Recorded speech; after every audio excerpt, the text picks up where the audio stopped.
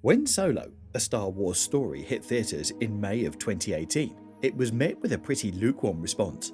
Coming only 6 months after the release of The Last Jedi, a movie that divided the fandom like no other entry in the Star Wars franchise had, many fans were unwilling to give Solo, a Star Wars story, a fair chance. This led to it being a bit of a flop, and it majorly dampened Disney's excitement in releasing Star Wars anthology-style standalone movies. But in reality, the movie isn't that bad at all. In fact, it's pretty damn good. So we're here today to go through 10 reasons why Solo, a Star Wars story, is awesome. 1. ALDEN EHRENREICH is a great Han. While it can never be denied that Harrison Ford is the OG Han Solo, you have to admit that ALDEN EHRENREICH did an amazing job. He captured the essence of Han Solo, sprinkling in the mannerisms, cocky looks, self-assuredness, and general coolness in his own unique take on the character. From that wily sparkle in his eye, swaggering walk, to the overly confident, I have a good feeling about this, Ehrenreich absolutely nailed the part. It was of course always going to be a tall order, stepping into the boots of a character that's so loved and ingrained in popular culture, but Ehrenreich did it with aplomb, putting on a fantastic performance. Even the eternally grumpy Harrison Ford had nothing but praise for Ehrenreich's portrayal of Han Solo, saying in an interview with Entertainment Tonight, "I just thought he was so smart about what he did and how he did it. I just couldn't be happier." Now that's high praise indeed. So for all you naysayers out there, stop complaining. This new Solo has got the gold seal of approval from the man himself, and that's more than good enough for us. 2. The name Solo was chosen at random. One of the most interesting parts of Solo is how Han received his last name. People had always assumed that this was the name given to him at birth, but as we soon find out, it's a name randomly assigned to him by a wary Imperial recruitment officer.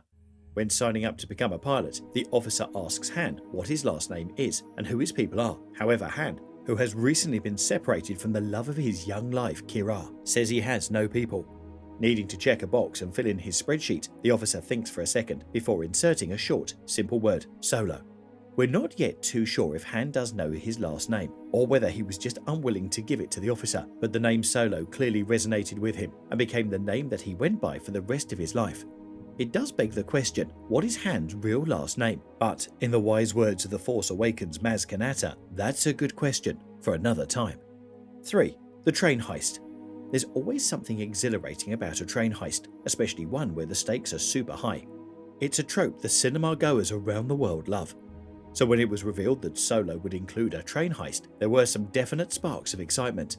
Allow us to set the scene. There is an Imperial-owned train travelling across the snowy frontier world of Vandor 1.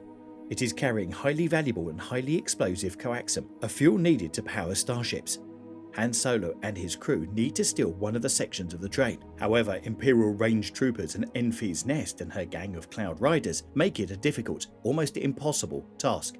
While the mission is ultimately unsuccessful, the heist itself is an exciting and explosive set piece. The train tilting and turning on the track adds an extra dimension of danger. Then there is the fact that the section of the train has to be slid off of the tracks. It can't just be lifted, so the track has to be destroyed, and there's a real race against time to uncouple this particular section of the train from the others before it gets dragged into the chasm with the rest of the train, all while battling atop the train itself. It's breathlessly exciting and one of the most fun and unique train heists in cinema history. 4. The beginning of the rebellion. We briefly mentioned Enfys Nest in the previous point, but we're going to talk about her again. You see, for the majority of the movie, Enfys Nest is portrayed as a vicious and ruthless marauder that is just out to rob and steal from people for their own gain. It's not until towards the end of the movie that you understand Nest's true intentions. She's fighting for resources to help fund a rebellion against the Empire. That's right, the very same rebellion that Princess Leia Organa, Luke Skywalker, and Han Solo himself will eventually join. Nest is meant to be seen as a masked pirate, however underneath she is a beautiful, strong and confident woman. It just goes to show you can't judge a book by its cover. By the end of the movie, Han eventually hands over the super valued coaxium to Enfys, who is going to take it to help fund the small band of rebels beginning to rise up against the Empire. In fact, the Solo, a Star Wars story novel by Mur Lafferty goes on to explain that she hands over the fuel to Saw Gerrera, the guy that we saw in Rogue One played by Forrest Whitaker. It's all connected, you see? And it all goes to help the rebellion become the powerful force that it is when we catch up with it in Rogue One and A New Hope. 5. We get to meet QIRA. Everyone always fawns over the Han Solo and Princess Leia relationship, and with good reason. They're the perfect couple. However, the two don't even meet until Han is 29 years old, meaning there was plenty of room for him to have relationships with other women. In this case, we're talking about his childhood crush, QIRA. The pair grew up together in the slums of Corellia, and after years and years of serving the White Worm criminal gang, decided to leave the planet and their old life behind for good. QIRA got captured as they were making their escape though, and Han spent several years plotting and planning to get back to her. The pair meet again by chance, but now QIRA is a Crimson Dawn lieutenant. While there is obviously still a spark between the two of them, and they obviously still have a connection after so many years, QIRA is compelled to betray Han and abandon him in order to serve Crimson Dawn. This final stab not only closes the chapter on Han and QIRA's relationship, leaving him a free agent, but it also plays into the reason why Han isn't trusting of anyone. 6. We get to see the Kessel Run. Ever since A New Hope was released in 1977, we've heard about the Kessel Run. In fact, Han was more than happy to boast to Obi-Wan Kenobi and Luke Skywalker about completing the Kessel Run in less than 12 parsecs. But for over 40 years, fans have been left guessing what the Kessel Run actually is. Sure, reference books and novels have explained kind of what it is, but we'd never actually seen it with our own eyes on the big screen. Well, Solo, a Star Wars story, changed all of that. We got to see Han get behind the yoke of the Millennium Falcon and pilot it through the treacherous route in order to avoid any Imperial entanglements. While the average ship would take around 18 parsecs to complete the maze, Han's cocksure flying and bravely optimistic attitude shaved an entire third off of that average. Oh, and for those of you who still aren't entirely sure what the Kessel Run actually is, it's a safe route away from the planet of Kessel. It's a pretty long and winding trail, and coming off of the designated path might save you some time and distance, but you might also come into contact with carbonbergs, vastly huge monsters, and a black hole-like Maul that could pull you in. Only a madman would tackle it, and that's one of the reasons Han is such a legendary pilot. 7. Han wins the Millennium Falcon. Ah, the Millennium Falcon. One of the most iconic and recognizable starships not only in Star Wars, but the entire history of cinema.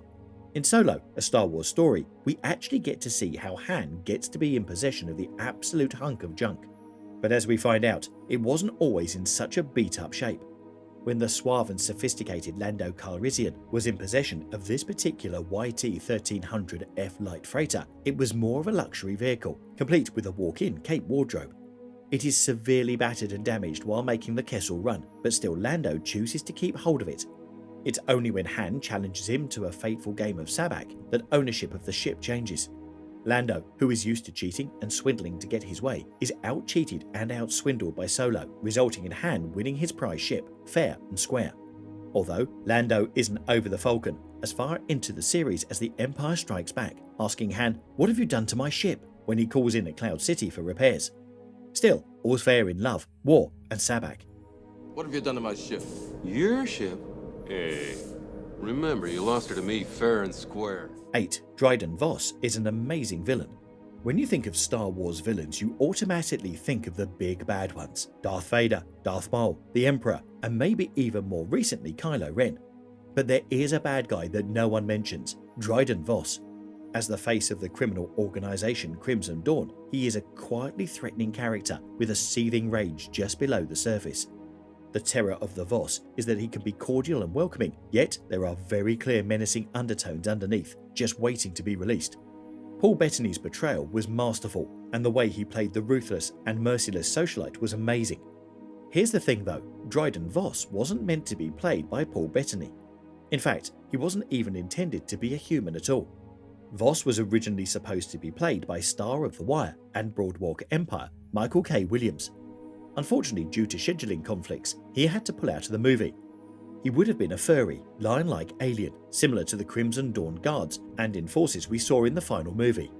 Luckily though, Paul Bettany stepped in and made the character his own, giving us one of the coldest and arguably most threatening bad guys in the entire Star Wars saga.